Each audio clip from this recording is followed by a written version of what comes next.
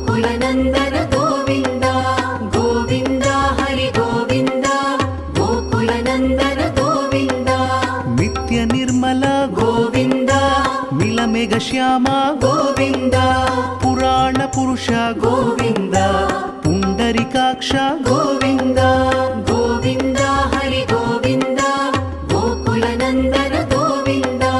गोविन्द हरि गोविन्द गोकुलनन्दन गोविन्द नन्दनन्दन गोविन्द नवनीत चोर गोविन्द पशुपालक श्री गोविन्द पाप विमोचन गोविन्द